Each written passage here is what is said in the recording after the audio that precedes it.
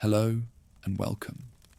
Before we settle into the shadows of the past tonight, take a moment to get comfortable. If you enjoy these quiet journeys, consider subscribing. Now, let the day fade away. The villa is quiet. The air is rich with the scent of expensive lamp oil, night-blooming jasmine, and the faint metallic tang of something simmering in the kitchens. Outside, the great city of Rome sleeps under a heavy blanket of stars. Inside, a woman is working, not with wool or embroidery, but with a small, precise mortar and pestle. The sound is a soft, rhythmic grinding, a quiet, domestic lullaby.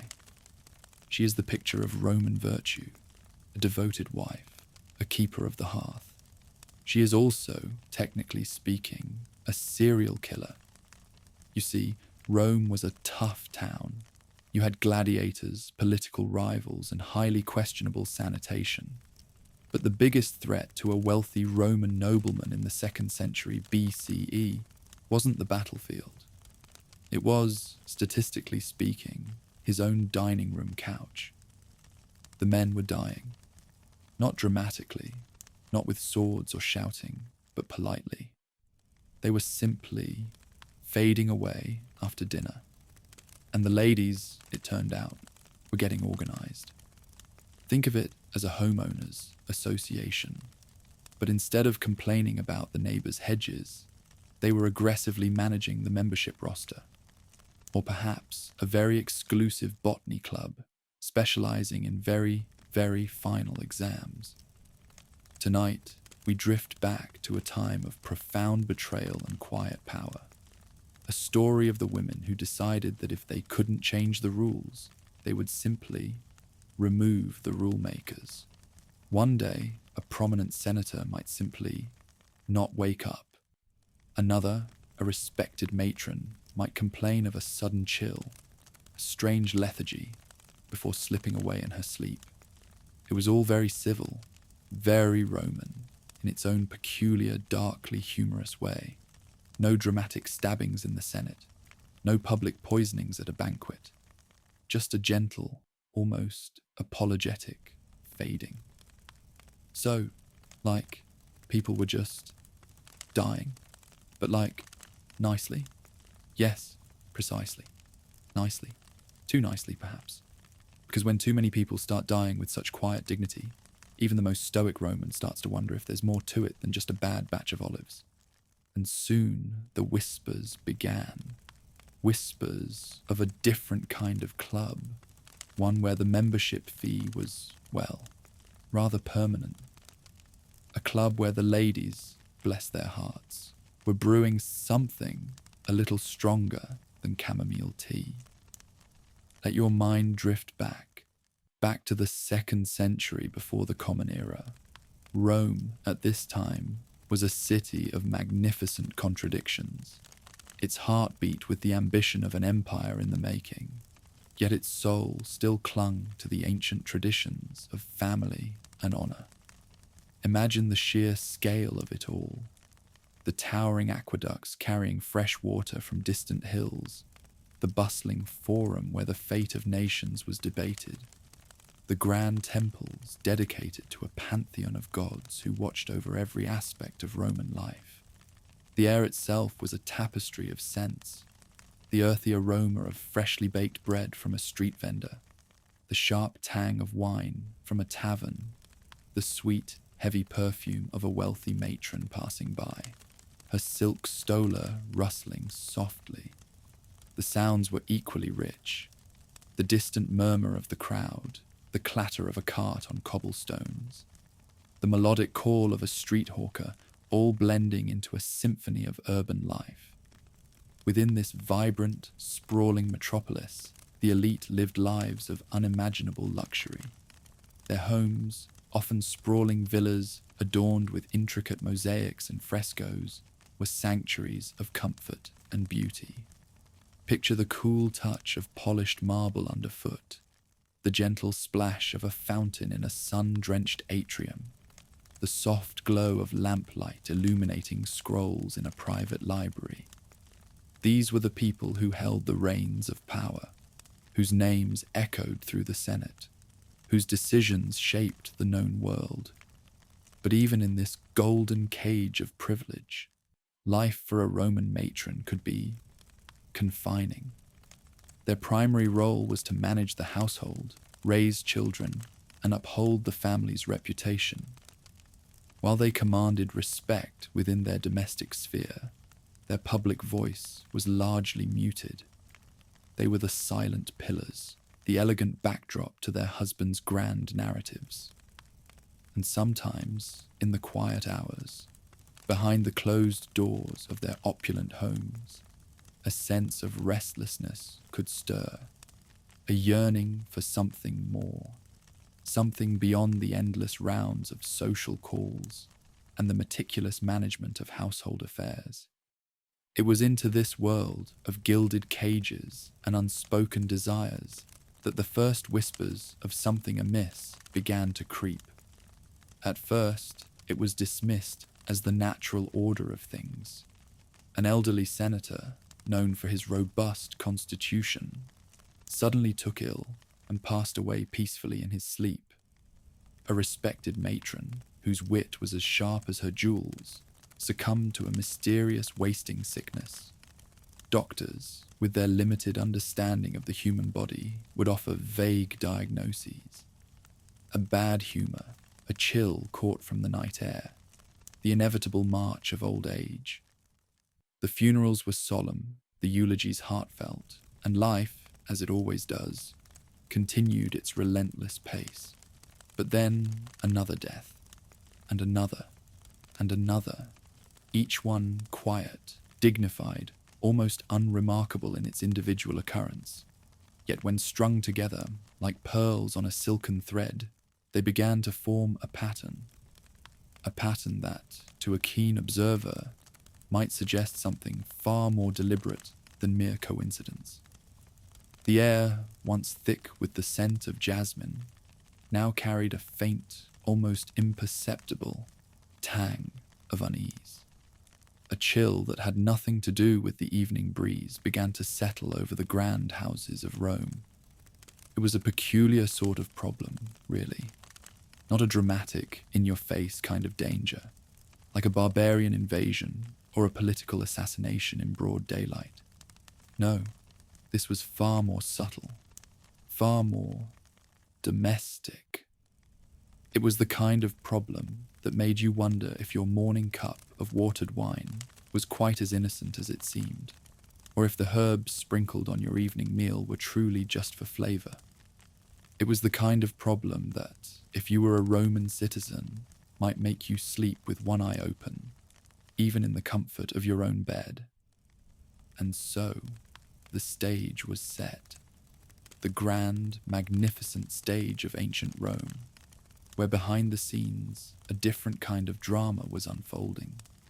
A drama whispered in hushed tones. A drama that involved the very women who were supposed to be the guardians of the home, the keepers of the hearth. They were about to become, in their own quiet way, the architects of a very particular kind of Roman scandal. Now, how does one even begin to form a secret society dedicated to, shall we say, expediting the departure of certain individuals? It wasn't like they could put an advertisement in the Roman equivalent of a newspaper. Wanted, discreet ladies with a knack for herbal remedies and a strong constitution. Must be good at keeping secrets. No prior experience in clandestine activities necessary, but a healthy dose of resentment is a plus. No, these things tend to start small, with a shared glance, a knowing nod, a hushed conversation over a loom. Imagine a group of women, perhaps at a social gathering, their fingers busy with embroidery, their minds perhaps less so. One might lament the tyranny of an aging, unyielding husband who controlled the family fortune.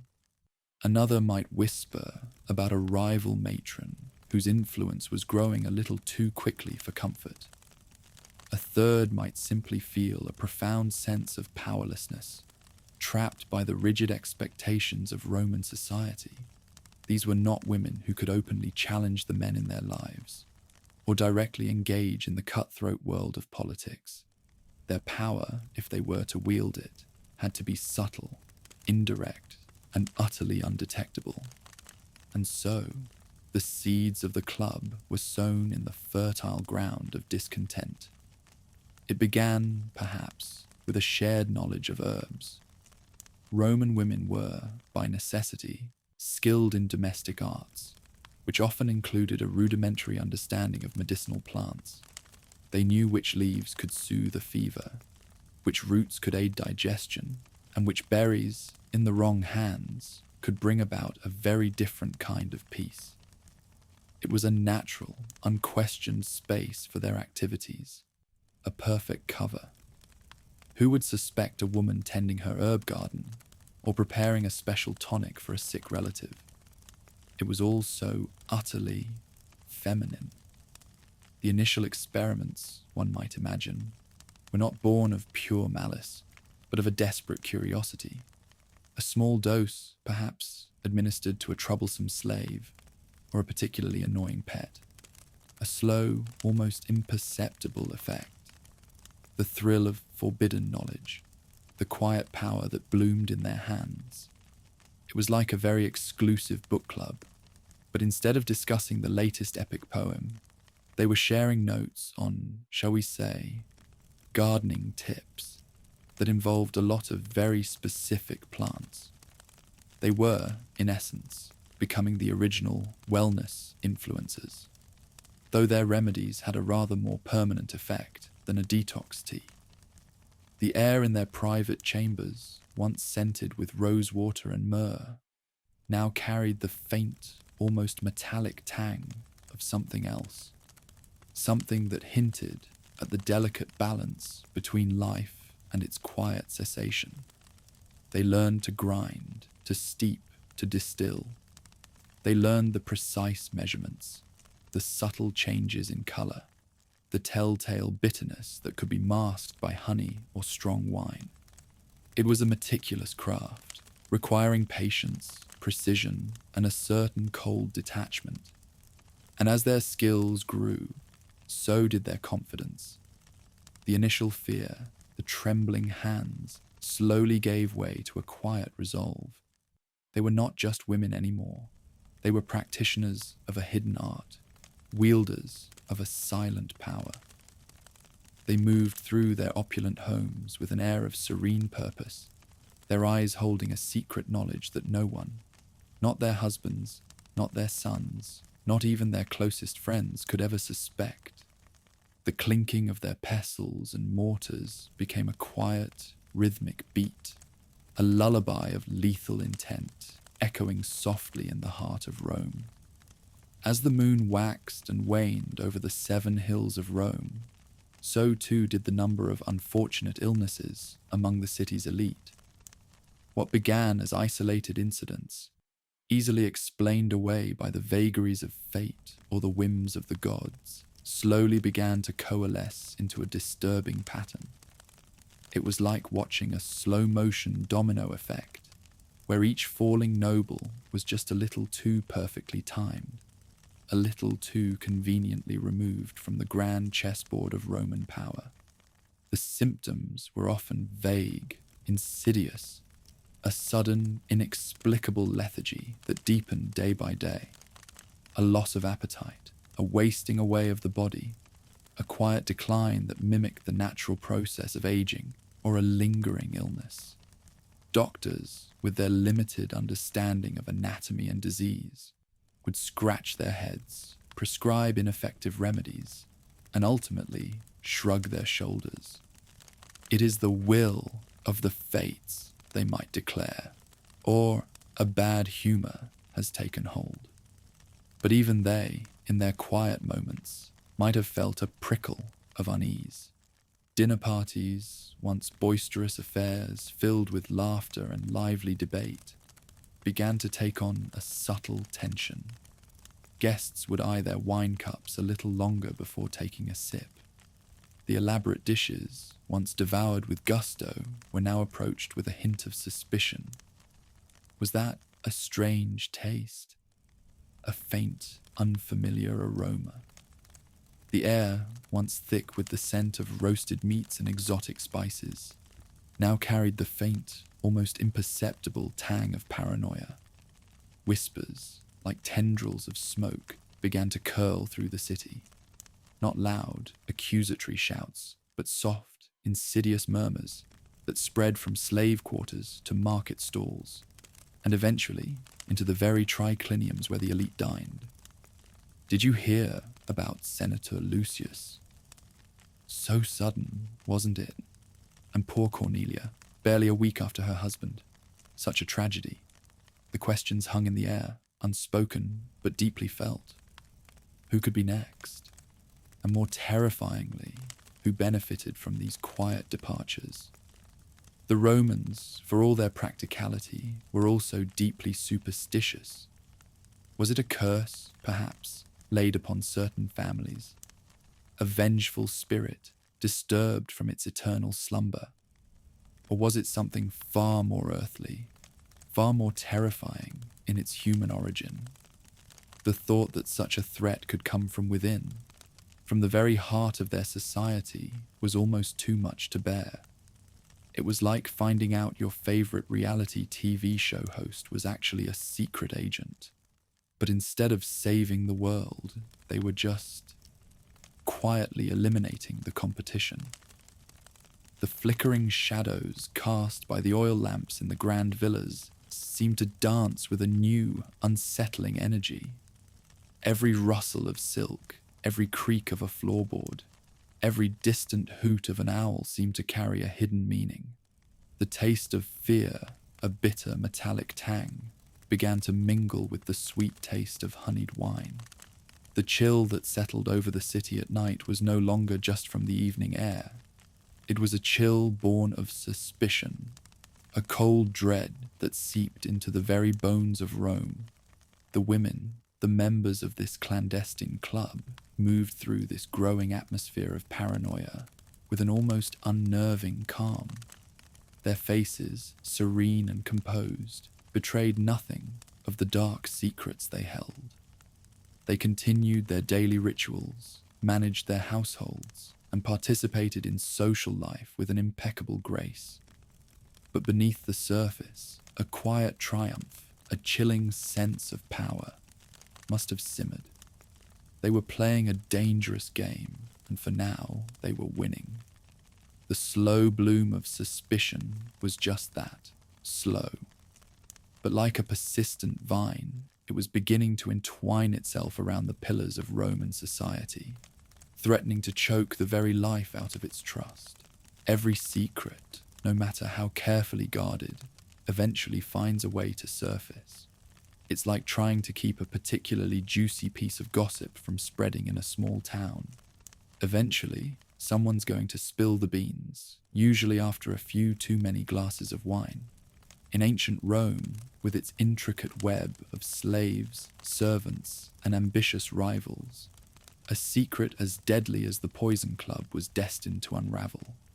The breakthrough, when it came, wasn't a dramatic revelation in the Senate or a grand public accusation. It was far more subtle, far more human. Perhaps a servant, loyal to a dying master, overheard a hushed conversation, a strange instruction given in the dead of night, or a discarded vial left carelessly in a garden was found by a curious child or a meticulous slave.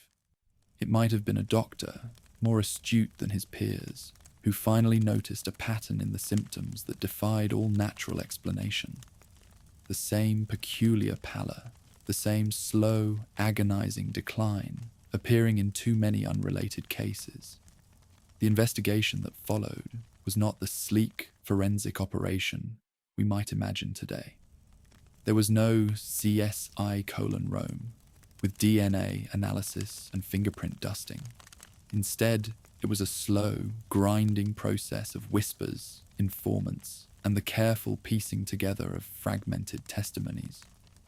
Roman justice, while often brutal, could also be painstakingly thorough when the stakes were high. The fear of implicating the wrong person, or worse, the right person, hung heavy in the air. Everyone had connections, everyone had enemies, and everyone had something to lose. The first arrests sent shockwaves through the city. Surely not her, people murmured, their voices laced with disbelief. She's from a good family. Her husband is a respected magistrate. The idea that women of such high standing, women who were supposed to embody Roman virtue and domesticity, could be involved in such a heinous plot was almost unthinkable. It was like finding out your favorite celebrity chef was secretly serving up questionable ingredients from their backyard. The carefully constructed facade of Roman society began to crack, revealing the dark, unsettling truths beneath. The unraveling was swift and brutal once it began. Under interrogation, some of the accused, perhaps broken by fear or the weight of their conscience, began to confess. They spoke of secret meetings, of shared recipes, of the desperate motivations that had driven them to such extreme measures. Others, defiant to the last, clung to their carefully constructed alibi. They were merely preparing healing remedies, tonics for the sick, harmless concoctions passed down through generations of women. But the court, now armed with a growing body of evidence, was no longer buying it. The sheer number of deaths, the chilling consistency of the symptoms, painted a picture far darker than any herbalist's innocent brew. The scale of the problem was truly staggering. This wasn't just a few isolated incidents, a handful of disgruntled wives. This was a widespread, organized network, a clandestine sisterhood operating right under the noses of Rome's most powerful men. Hundreds of women were implicated, from the highest echelons of the aristocracy to those who served in their households. The audacity of it all, the sheer nerve required to orchestrate such a plot within the very heart of Roman society, was almost incomprehensible. The public reaction was a volatile mix of shock, outrage, and profound fear. The betrayal of trust, not by foreign enemies or political rivals, but by the very women who were supposed to be the moral compass of the home, was a wound that cut deep. It challenged the very foundations of Roman patriarchal society, where women were seen as subservient, less capable of such calculated malice. It was a bit like a very dramatic season finale of a reality show, except the elimination round was, permanent, and involved less dramatic music. The cold stone of the Roman courtrooms, usually echoing with the measured tones of legal debate, now reverberated with the murmur of the crowd, the sharp crack of a judge's gavel, and the heavy silence that fell as a verdict was read. The air, once filled with the scent of incense and the murmur of prayers, now carried the acrid tang of fear and accusation. The flickering lamplight seemed to cast longer, more menacing shadows, as if the very walls of justice were recoiling from the darkness that had been unveiled. The Roman Poison Club, once a whispered secret, was now a terrifying reality, laid bare for all to see. The reckoning, when it came, was swift and brutal, as Roman justice often was. There was no room for leniency, no tolerance for such a profound betrayal of societal trust. The trials, though perhaps not as public as a gladiatorial contest, were nonetheless a chilling spectacle. Hundreds of women, from the most esteemed matrons to their humble assistants, were implicated, condemned, and sentenced. The sheer number of those involved underscored the depth of the crisis, the pervasive fear that had gripped the city. The methods of execution were designed not just to punish, but to deter. Some were strangled in their cells, a quiet, private dispatching that spared their families the public shame. Others particularly those of lower status, might have faced more public forms of death, a stark warning to any who dared to challenge the established order. The chilling finality of it all left an indelible mark on the Roman psyche. It was a stark reminder that even the most powerful empire could be undermined by the quiet, insidious actions of those within its own walls. The aftermath was a period of profound unease and suspicion. Families were disgraced, their names tarnished, their fortunes often confiscated. The intricate web of social connections, so vital to Roman life, was frayed and broken. Who could you truly trust now? The woman who shared your morning bread, the matron who sat beside you at the public games, the friend who offered you a cup of wine. Could they too harbour such dark secrets?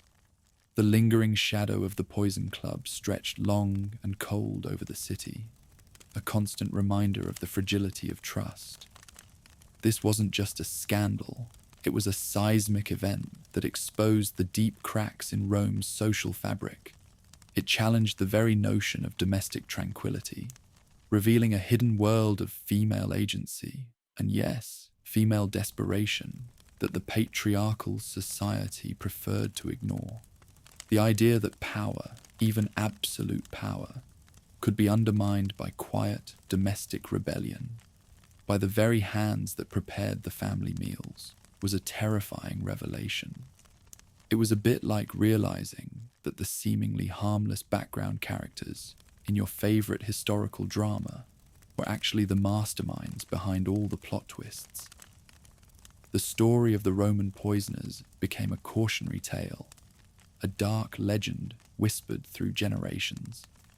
It was a reminder that even in the most ordered and seemingly stable societies, chaos can brew in the most unexpected places. It spoke to the unknowable depths of human motivation. What truly drove these women? Was it desperation, born of a life of limited choices?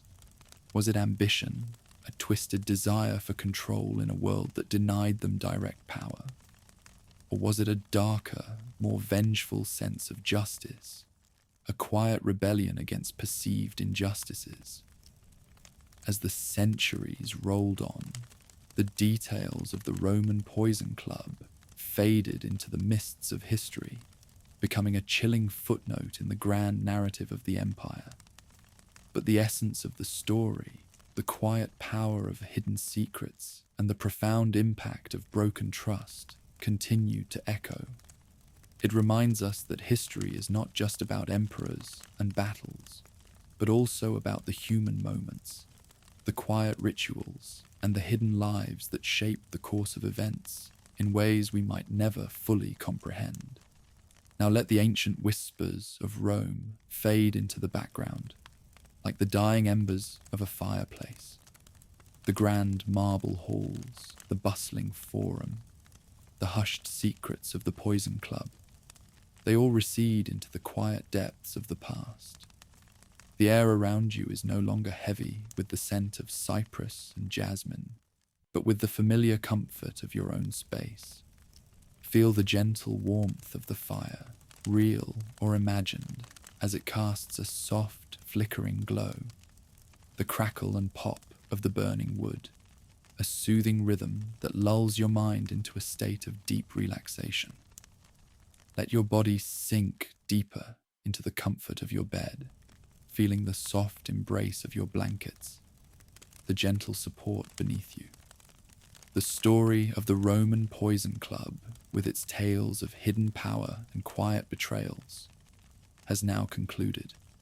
It's a reminder that even in the most ancient of times, human emotions, desires, and the intricate dance of trust and suspicion were very much alive.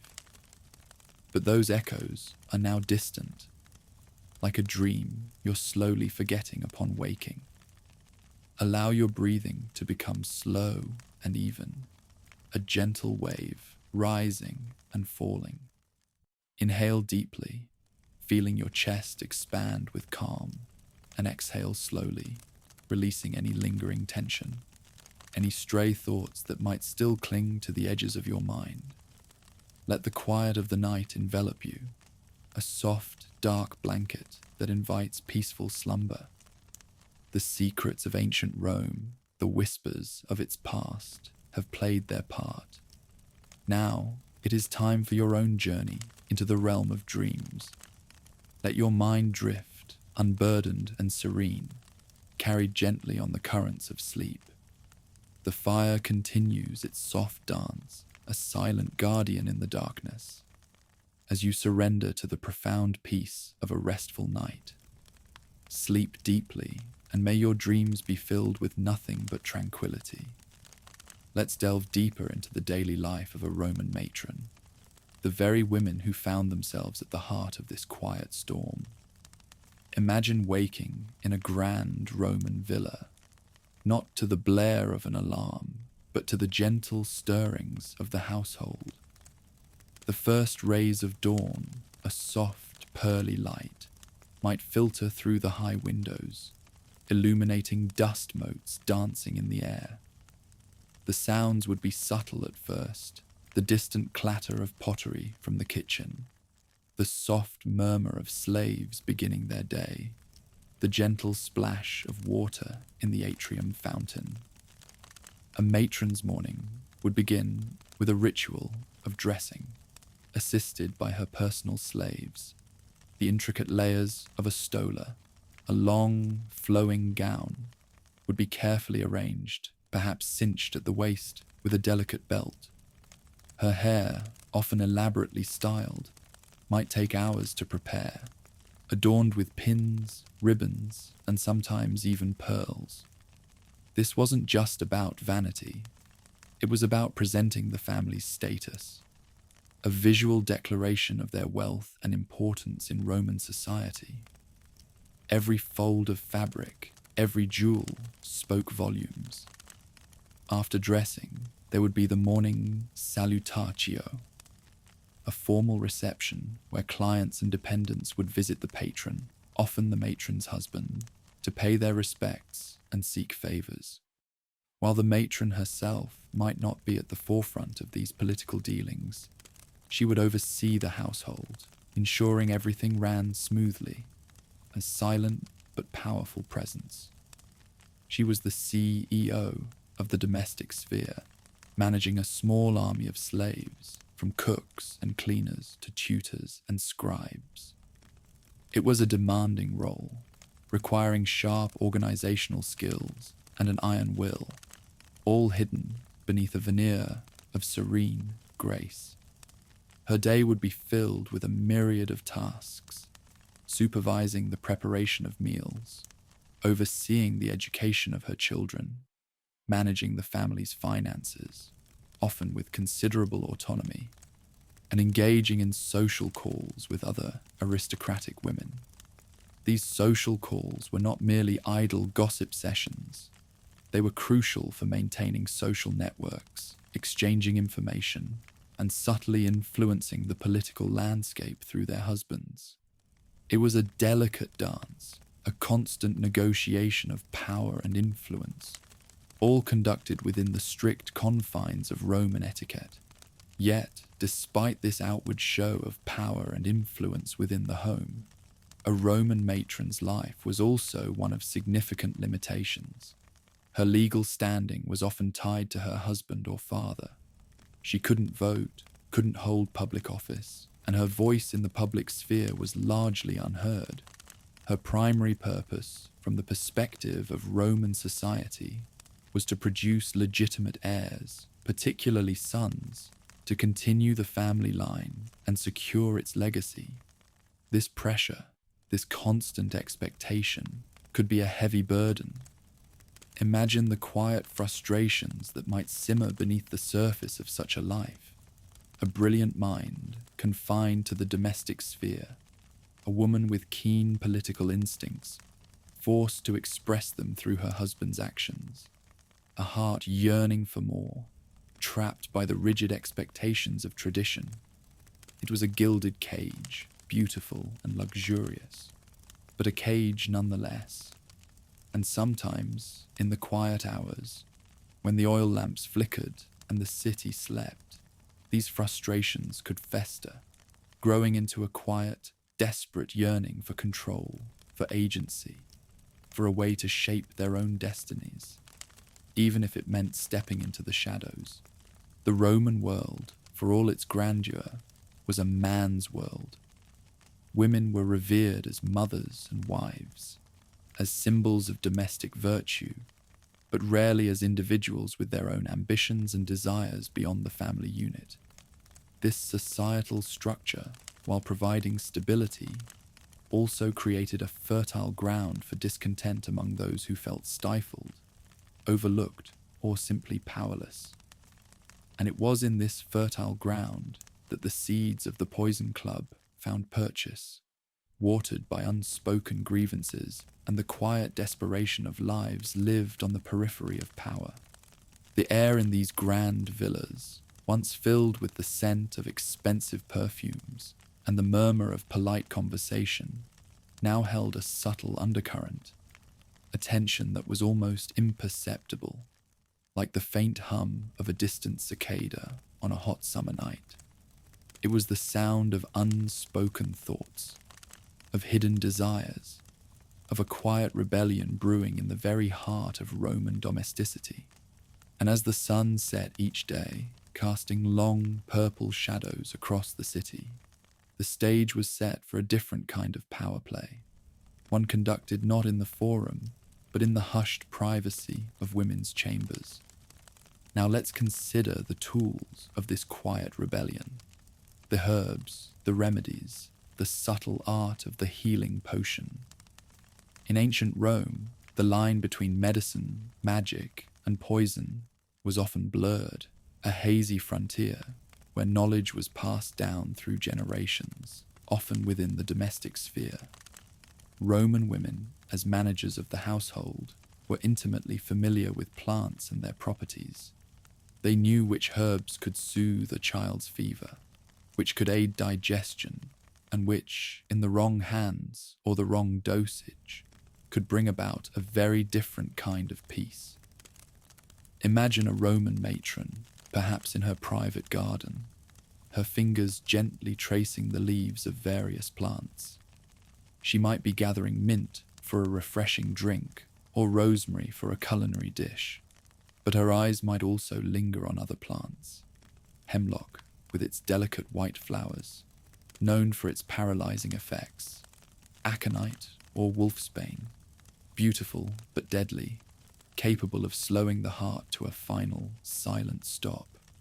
Or perhaps even belladonna, whose berries, so innocent-looking, could induce a fatal delirium. This knowledge wasn't necessarily sinister in its origin. It was simply part of the domestic wisdom, a practical understanding of the natural world. The transition from healing remedy to lethal concoction was likely a gradual, insidious one. It might have started with a desperate desire to alleviate suffering, to bring peace to a loved one enduring a prolonged illness, a slightly stronger dose perhaps to hasten the inevitable, and then a realization. This power, this quiet ability to control life and death, could be wielded for other purposes, for freedom from a tyrannical husband, for the removal of a rival, for the quiet acquisition of wealth or influence. The Poison Club wasn't a formal organization with membership cards and secret handshakes. It was more likely a network of shared knowledge, whispered conversations, and knowing glances.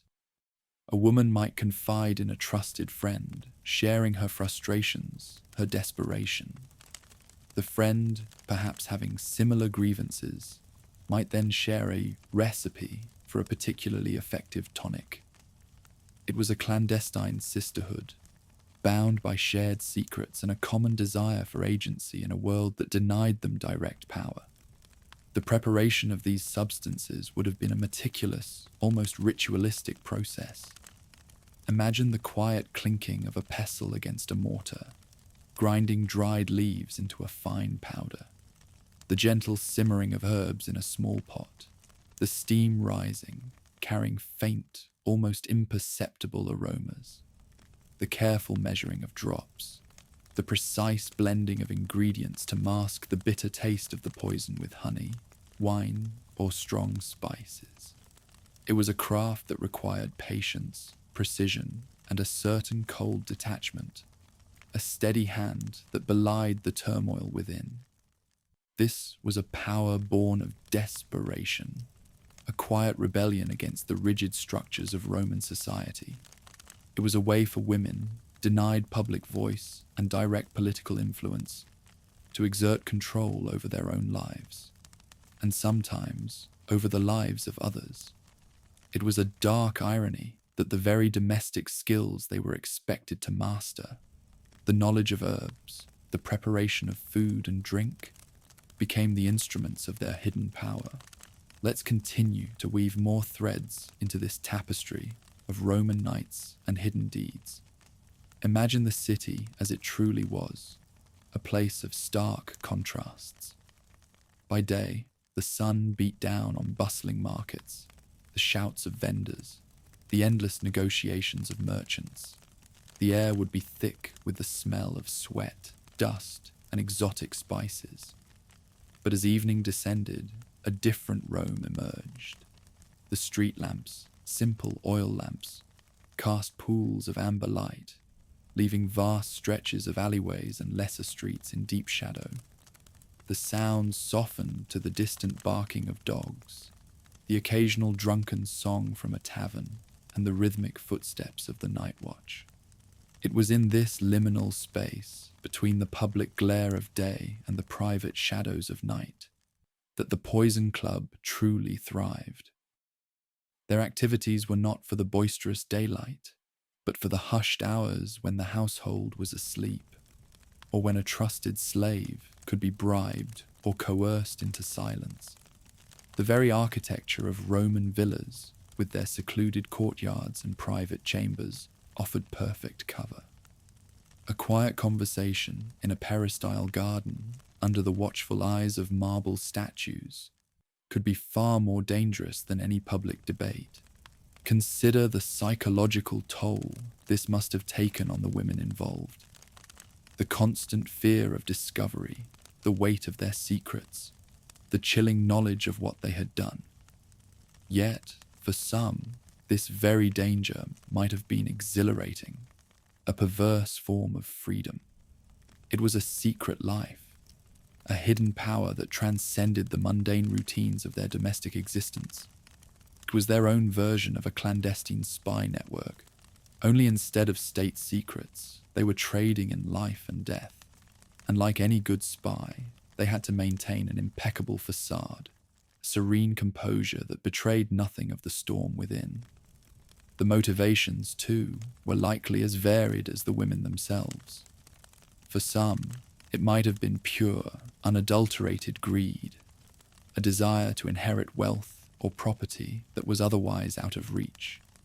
For others, it could have been a desperate escape from an abusive or unbearable marriage, a final, irreversible act of liberation. Imagine a woman trapped with a cruel husband, her every move controlled, her spirit slowly crushed.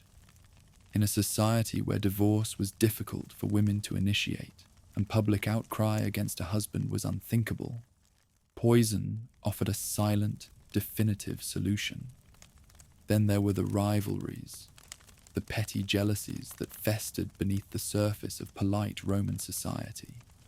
A matron whose son was passed over for a prestigious appointment, a woman whose social standing was threatened by a more ambitious peer. In a world where reputation was everything, a quiet removal of an obstacle could seem like a perfectly logical, if morally reprehensible solution. It was the ultimate form of cancel culture, Roman style, but with a much more permanent outcome. The methods of administration were equally subtle. A few drops in a morning drink, masked by the strong flavor of wine or spiced water. A pinch of powder mixed into a favorite dish, its bitterness hidden by honey or exotic herbs. The poisons were often slow-acting, designed to mimic natural illness, to avoid immediate suspicion. This required a chilling patience, a willingness to watch the slow decline of their victim, day by day, without a flicker of emotion. It was a long game, played with deadly precision. The growing paranoia in Rome was not just a general sense of unease. It began to manifest in specific, unsettling ways. People started to scrutinize their food and drink more closely. Slaves, who were often the first to taste their master's meals, suddenly found themselves in a terrifying position. A loyal slave might risk their life to warn a master. A disloyal one might become an accomplice or even a victim themselves. The bonds of trust, already fragile in a slave-owning society, began to fray even further. Imagine the scene at a grand Roman banquet. The air is thick with the scent of roasted peacock and fine wines. Laughter rings out, but beneath it, a subtle tension hums. A senator raises his cup, proposing a toast.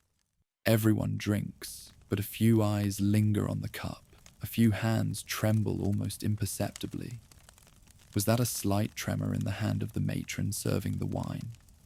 Did the cook seem a little too eager to offer that particular dish? Every gesture, every glance, became imbued with potential meaning, a silent language of suspicion. The Roman legal system, while sophisticated for its time, was ill-equipped to deal with such a widespread, clandestine threat. There were no toxicology reports, no modern forensics. Evidence was largely circumstantial, relying on testimony, confessions, and the often unreliable word of slaves, who could be tortured to extract information. This made the investigation a slow, agonizing process, fraught with peril for both the accused and the accusers. It was less like a modern police procedural and more like a very high-stakes game of Clue, where everyone was a suspect and the stakes were, well, everything. The unraveling of the club likely began with a single, crucial mistake. Perhaps a poisoner became too confident, too careless.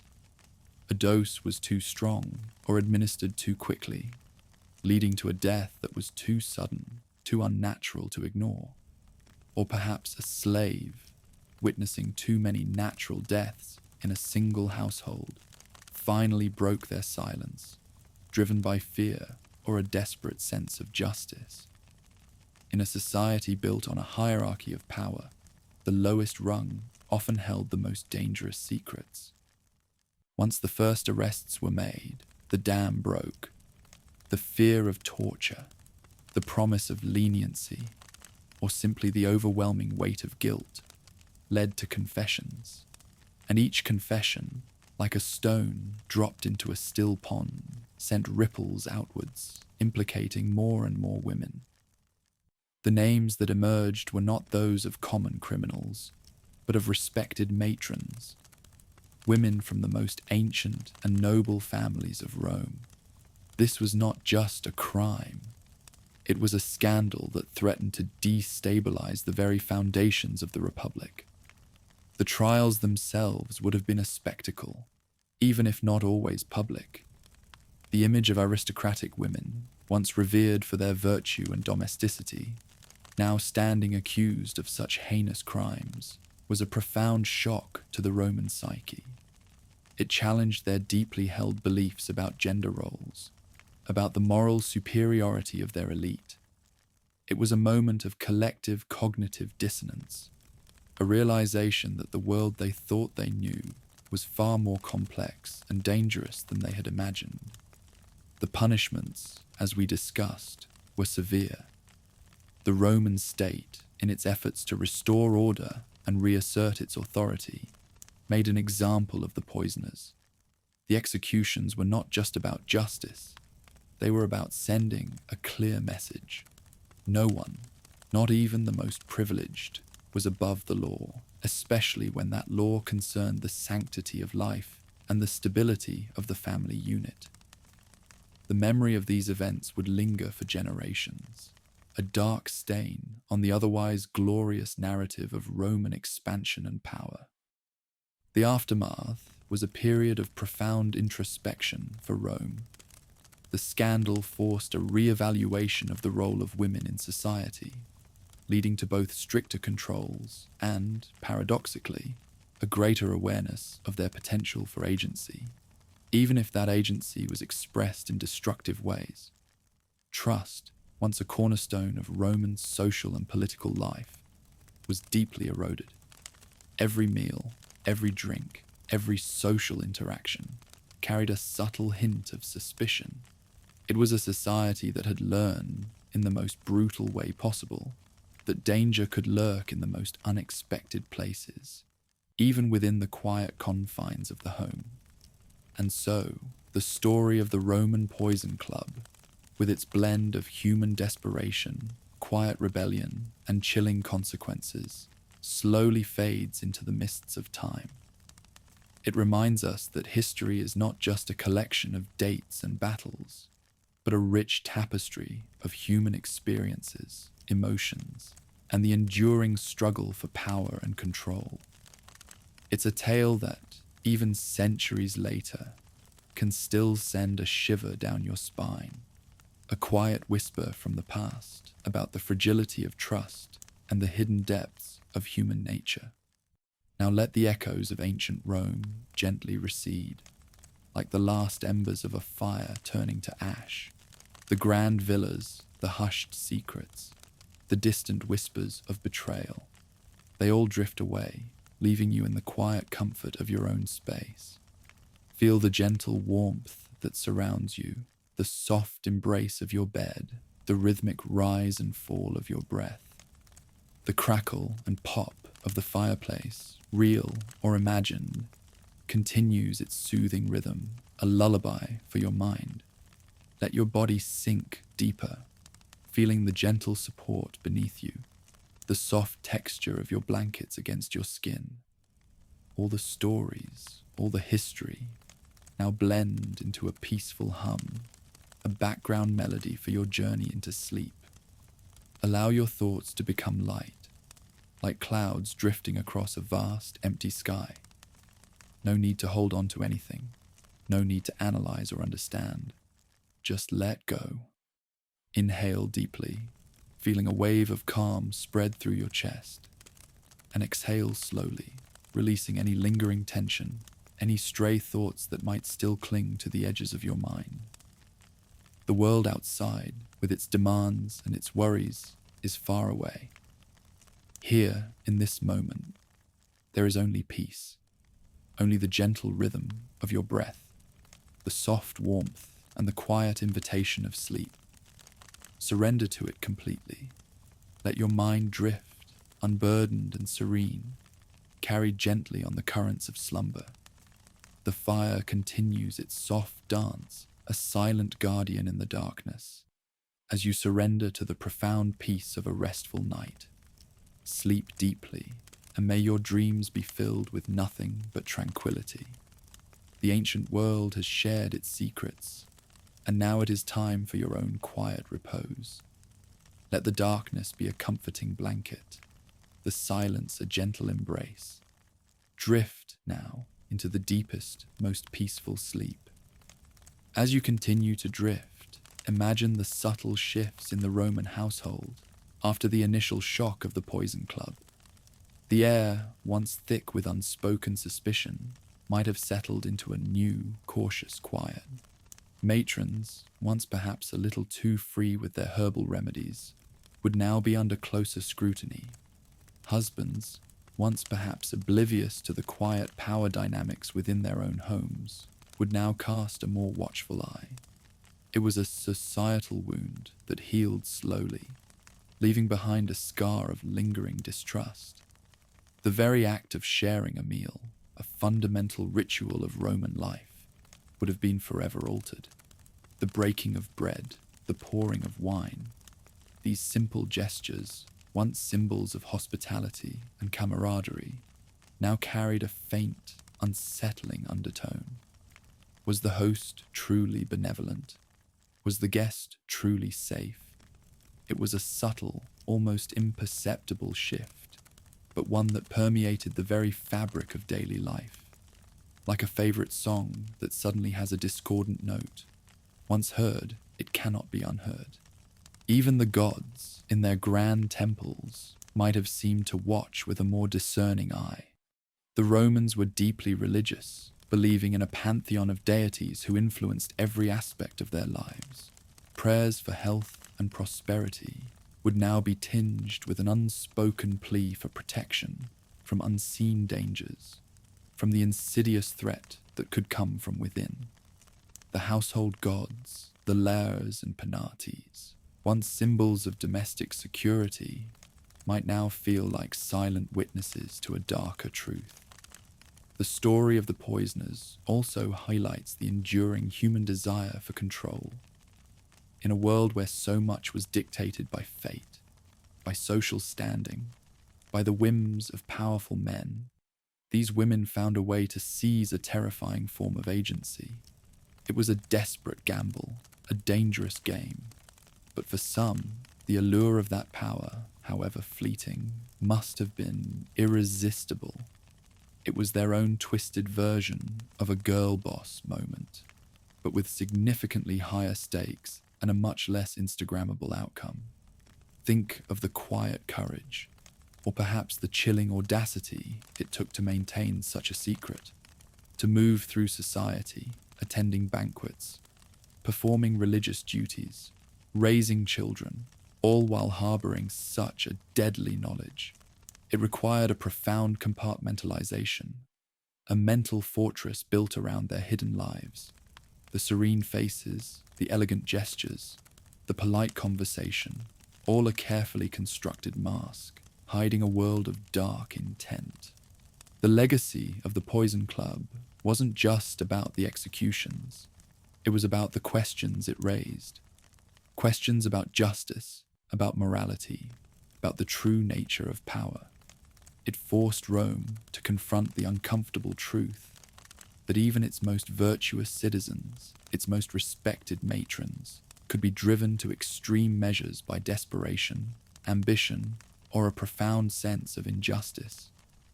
It was a moment of collective reckoning, a realization that the idealized image of Roman society was in many ways a fragile illusion. And as the centuries continued their slow march, the memory of the poisoners would ebb and flow. Sometimes it would be a chilling tale told to disobedient children, a warning against hidden dangers. Other times it would be a subject of academic debate, a historical puzzle to be unraveled. But always it would remain a testament to the complex, often contradictory, nature of human beings and the enduring power of secrets. Now, let those ancient echoes fade completely. The grand narratives of history, the intricate dance of power and betrayal, have played their part. Your mind is free to wander, unburdened by the weight of the past. Feel the gentle pull of sleep, a soft current drawing you deeper into tranquility. The warmth of the fire, real or imagined, continues to envelop you, a comforting presence in the darkness. The soft crackle and pop, a steady, soothing rhythm that guides your breath. Inhale deeply, feeling your body relax with each slow intake of air. Exhale slowly, releasing any lingering tension, any stray thoughts that might still cling to the edges of your mind. Let your muscles soften, your limbs grow heavy. Feel the gentle embrace of your bed, the soft texture of your blankets against your skin. All the stories, all the history, now blend into a peaceful hum, a background melody for your journey into sleep. There is nothing left to do, nowhere left to go, but deeper into the quietude of the night. Imagine, as you drift further, the very air of Rome itself, not just the scents of jasmine and cypress, but the underlying aroma of history, the faint, earthy smell of ancient stone, warmed by centuries of sun. the metallic tang of distant battles, long past, but still echoing in the collective memory, the sweet, cloying scent of incense from 1,000 temples, mingling with the sharp, invigorating smell of the Tiber River. These were the smells that permeated the lives of the Roman matrons, the backdrop to their quiet rebellion. Consider the sounds of a Roman night, beyond the lyre and the distant barking, the rustle of leaves in a courtyard garden, stirred by a gentle breeze, the soft hoot of an owl from a nearby olive grove, the distant, almost imperceptible murmur of the city, a living entity breathing in its sleep. These were the sounds that accompanied the clandestine preparations, the hushed conversations, the moments of quiet contemplation before a deadly act. They were the silent witnesses to a hidden drama. The concept of justice in ancient Rome was a complex one. It was often swift, brutal, and designed to uphold the social order. For the poisoners, their crimes were not just against individuals, but against the very fabric of Roman society, against the sanctity of the family, and against the patriarchal authority that governed their lives. Their punishment, therefore, was not just about retribution, but about reasserting control, about sending a clear message that such defiance would not be tolerated. It was a very public, very Roman way of saying, we're not mad, we're just disappointed. And also, you're executed. The story also serves as a fascinating glimpse into the ingenuity of human beings, even in the darkest of circumstances. Faced with overwhelming societal constraints, these women found a way to exert power, to manipulate their environment using the very tools and knowledge that were considered appropriate for their gender. It was a perverse form of empowerment, born of desperation, but empowerment nonetheless. It reminds us that even in the most rigid systems, there are always cracks, always unexpected avenues for agency. And as you continue to sink deeper into relaxation, let your mind gently release any lingering thoughts about the complexities of Roman justice or the motivations of ancient matrons. Those stories are now distant, like faint whispers carried on the wind, fading into the vast expanse of history. Your journey now is inward, towards the profound peace of sleep. Feel the gentle rhythm of your breath, a steady, soothing wave. Inhale deeply, feeling your chest expand with calm, and exhale slowly, releasing any remaining tension, any last vestiges of the day's worries.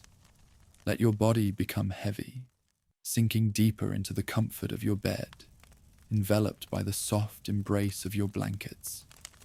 The warmth of the fire, real or imagined, continues to glow softly, a comforting beacon in the darkness. Its gentle crackle and pop, a steady, rhythmic sound that lulls your mind into a state of deep tranquility. There is nothing left to do, nowhere left to go, but deeper into this peaceful slumber. Allow your thoughts to become light and airy, like clouds drifting across a vast, empty sky. No need to hold on to anything. No need to analyze or understand. Just let go. Surrender to the profound peace that surrounds you, the quiet invitation of sleep. The world outside, with its demands and its clamor, is far away.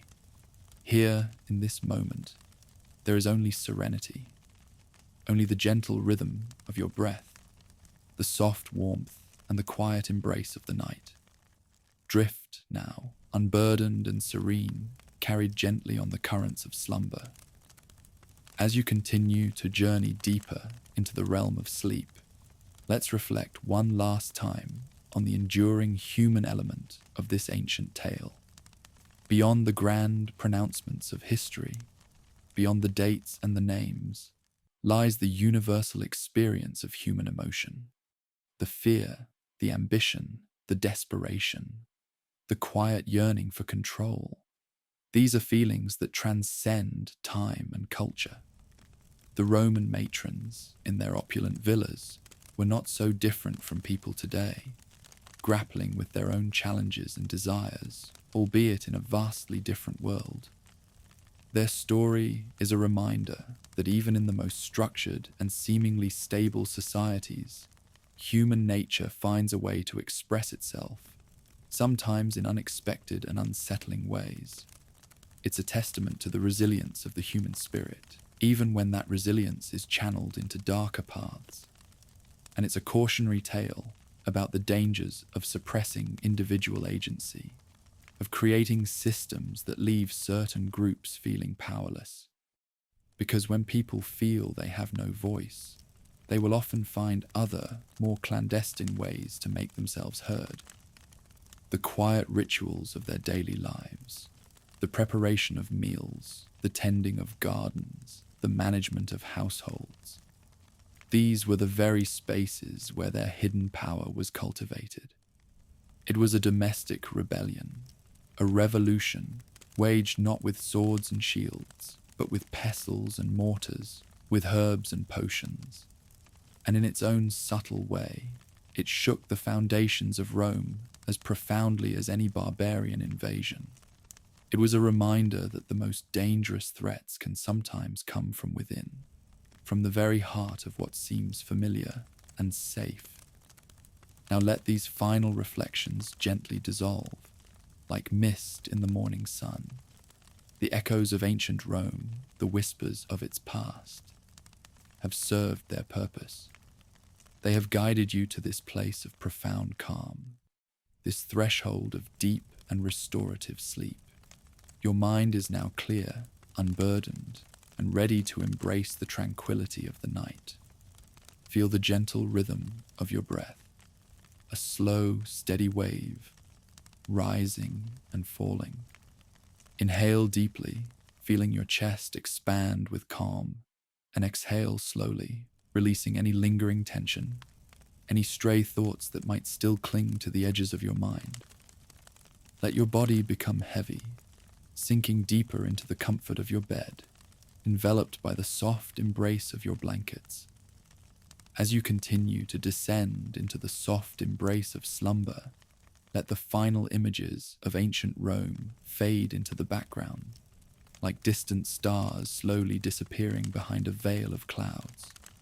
The grand marble halls, the bustling forum, the hushed secrets of the Poison Club, they all recede into the quiet depths of the past, becoming mere whispers on the wind.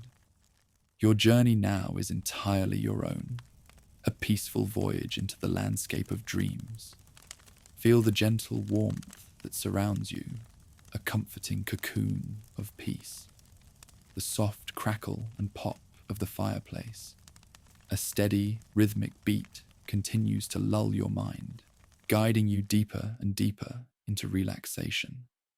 Let your body grow heavy, sinking effortlessly into the comfort of your bed, feeling the gentle support beneath you, the soft embrace of your blankets. All the stories, all the history, all the worries of the day now blend into a peaceful hum, a distant melody that no longer holds your attention.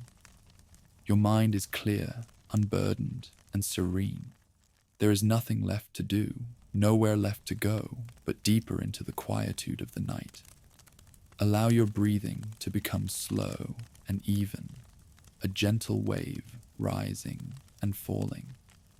Inhale deeply, feeling your chest expand with calm, and exhale slowly, releasing any lingering tension, any stray thoughts that might still cling to the edges of your mind.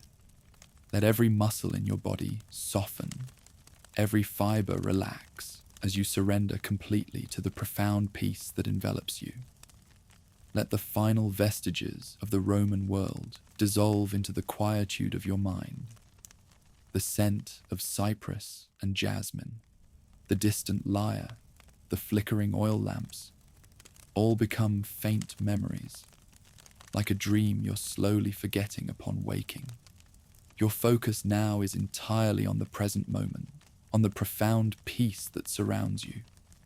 This was a power born of desperation, a quiet rebellion against the rigid structures of Roman society. It was a way for women, denied public voice and direct political influence, to exert control over their own lives, and sometimes over the lives of others. It was a dark irony that the very domestic skills they were expected to master, the knowledge of herbs, the preparation of food and drink, became the instruments of their hidden power.